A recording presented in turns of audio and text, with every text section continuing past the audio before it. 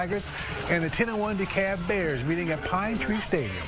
After a Bear fumble, Troup's Bryce Wallum runs the keeper, shows the burners.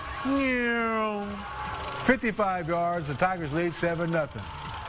Coming right back, though, is DeKalb. Jalen White, the throw to Colby Spurgeon.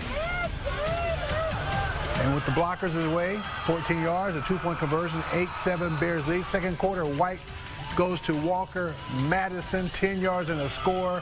Another 2-pointer try. There's a 16-7 Bears lead.